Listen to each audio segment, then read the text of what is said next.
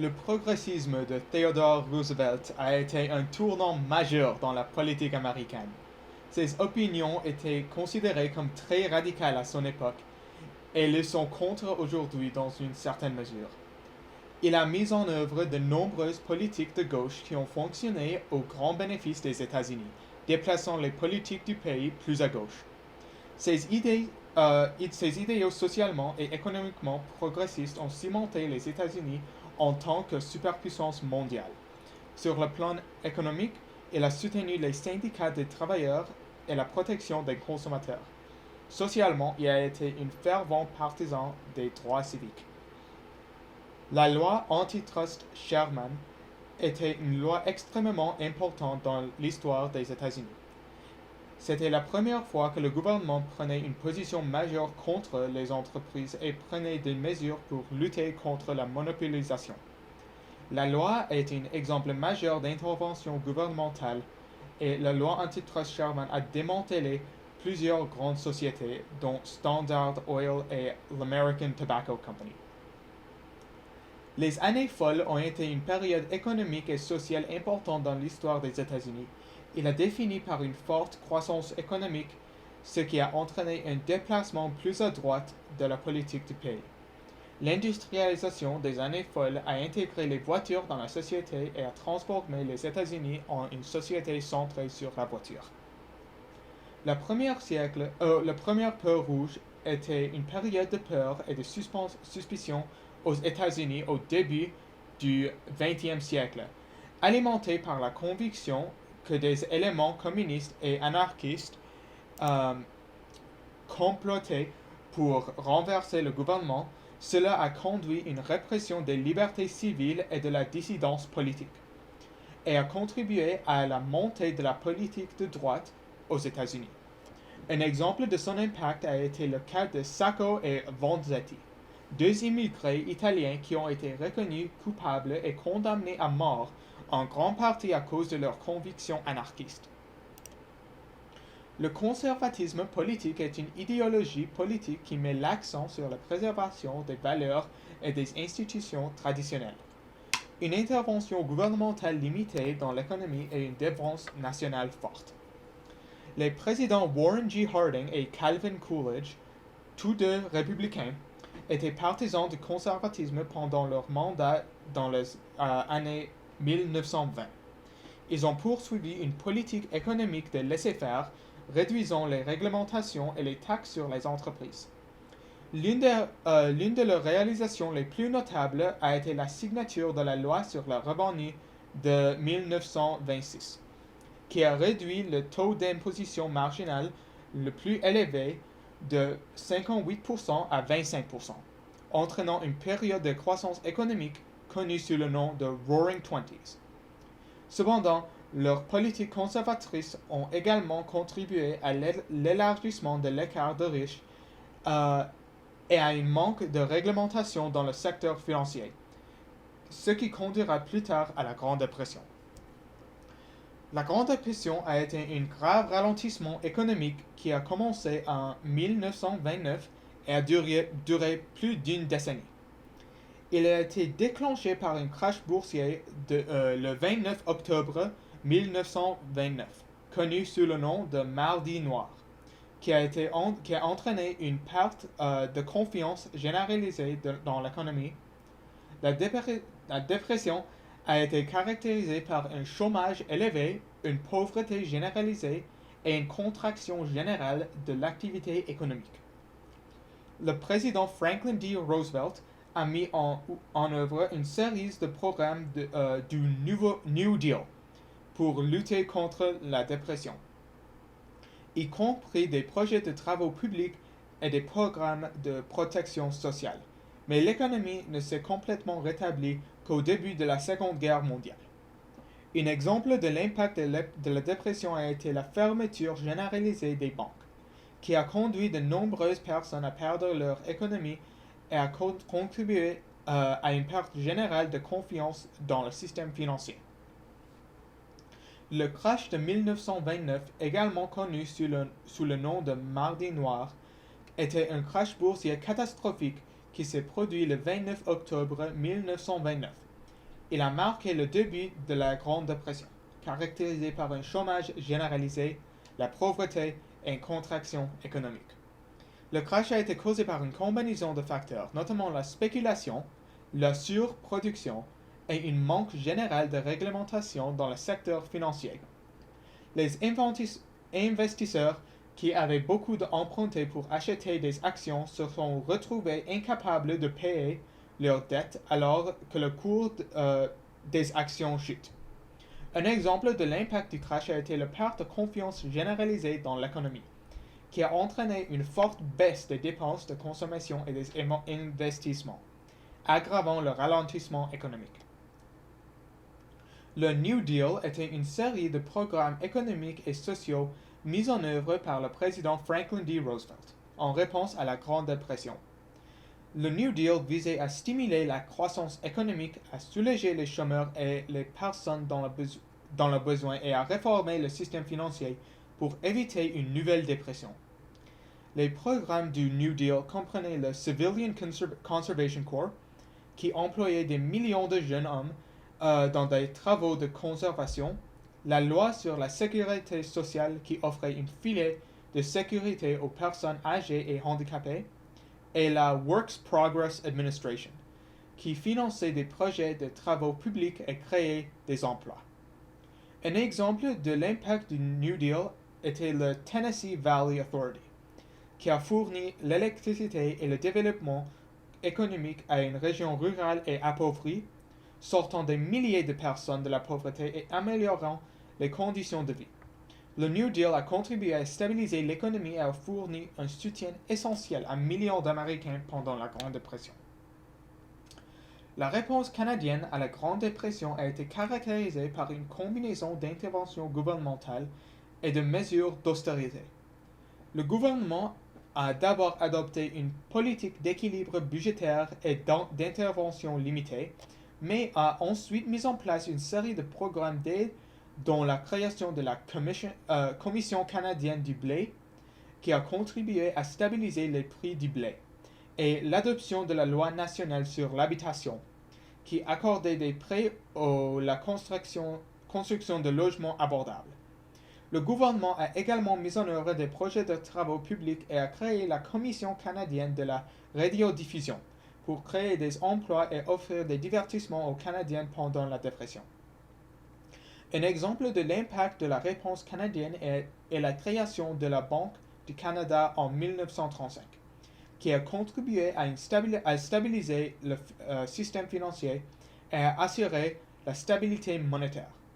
La réponse du Canada à la Grande Dépression a contribué à atténuer les pires effets du ralentissement économique, mais a également contribué à un modèle d'intervention gouvernementale dans l'économie qui se poursuit à ce jour.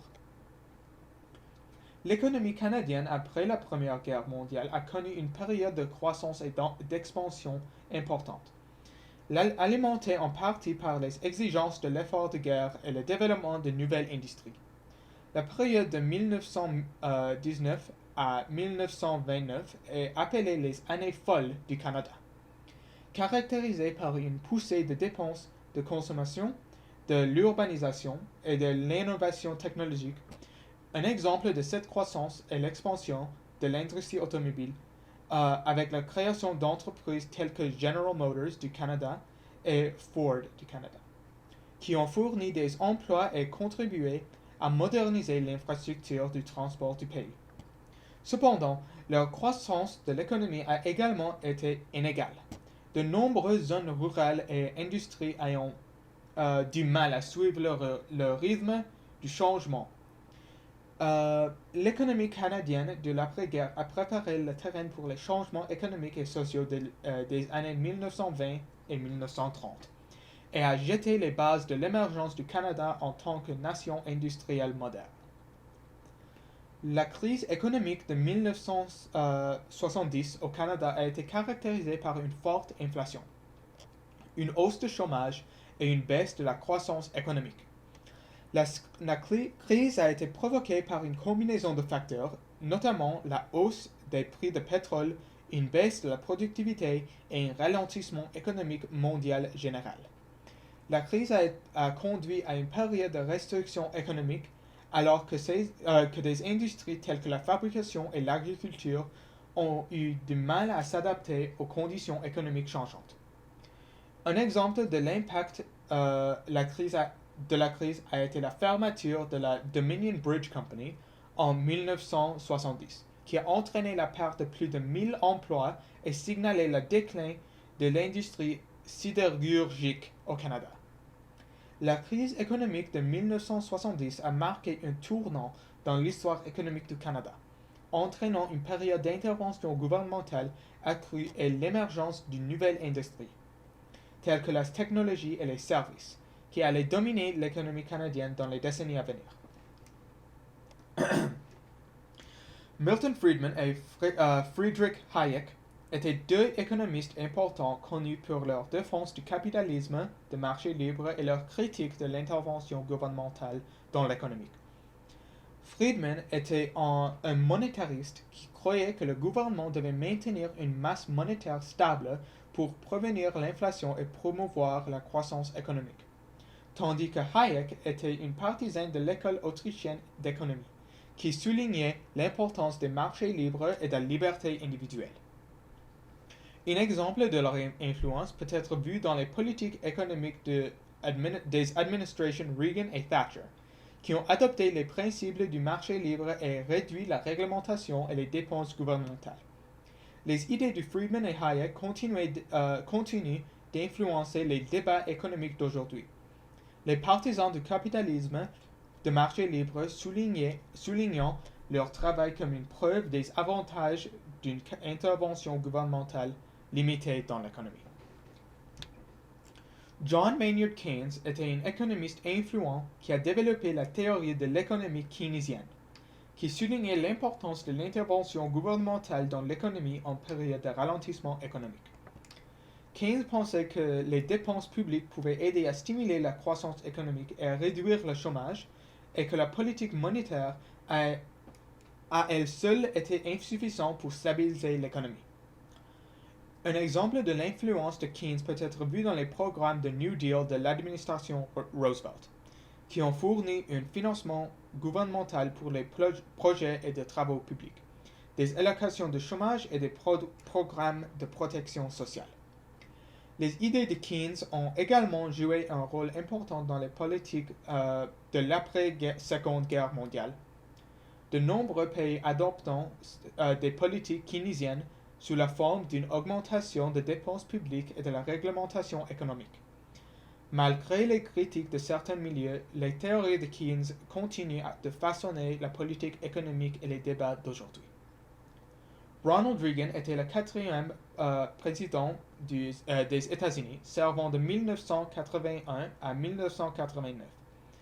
Il est connu pour ses politiques conservatrices, en particulier son accent sur un gouvernement limité, le capitalisme du marché libre et une défense nationale forte. Les politiques économiques de Reagan, connues sous le nom de Reaganomics, se concentrant sur la réduction de la réglementation gouvernementale, la réduction des impôts et la promotion de l'entrepreneuriat et de l'innovation. Un exemple de son influence peut être vu dans la Tax Reform Act de 1986, qui a réduit les taux d'imposition des particuliers et des sociétés tout en éliminant de nombreuses échappatoires et déductions fiscales. Reagan a également poursuivi une politique étrangère robuste, défiant l'Union soviétique et plaidant pour une forte présence militaire dans le monde. Malgré les critiques de certains milieux, Reagan reste une figure bien aimée de la politique américaine et ses politiques continuent de façonner la pensée et les débats conservateurs d'aujourd'hui. Margaret Thatcher a été la première femme première ministre du Royaume-Uni de 1979 à 1990. Elle était connue pour ses politiques conservatrices, en particulier son accent sur la privatisation, la déréglementation et le capitalisme de marché libre. Les politiques économiques de Thatcher, connues sous le nom de Thatcherism, visaient à réduire la taille de l'État-providence et à promouvoir la responsabilité individuelle et l'esprit d'entreprise. Un exemple de son influence peut être vu dans la privatisation d'industries publiques telles que British Airways et British Telecom, qui visaient à accroître la concurrence et l'efficacité de l'économie. Thatcher était également un ardent défenseur d'une défense nationale forte et a joué un rôle clé à la fin de la guerre froide. Malgré les critiques de certains milieux, Thatcher reste une figure controversée de la politique britannique, mais ses politiques continuent à façonner la pensée et le débat conservateur aujourd'hui. Finalement, les suffragettes étaient un mouvement de défense des droits des femmes qui a émergé à la fin du 19e au début du 18e et au début du 19e siècle. Oh non, 19e au début du 20e siècle. Prenant le droit de vote des femmes et une représentation politique égale, le mouvement était caractérisé par l'action directe et la désobéissance civile. Les membres s'engagent dans des grèves de la faim, des manifestations et d'autres formes de résistance non violente. Un exemple de leur influence peut être vu dans l'adoption de la loi sur la représentation du peuple de 1918, qui accordait le droit de vote aux femmes de plus de 30 ans qui remplaçait certaines conditions de propriété. Le mouvement a ouvert la voie à de nouveaux progrès en matière de droits des femmes, y compris l'octroi éventuel du suffrage universel au Royaume-Uni et dans d'autres pays du monde. L'activisme des suffragettes continue d'inspirer les mouvements de défense des droits des femmes aujourd'hui.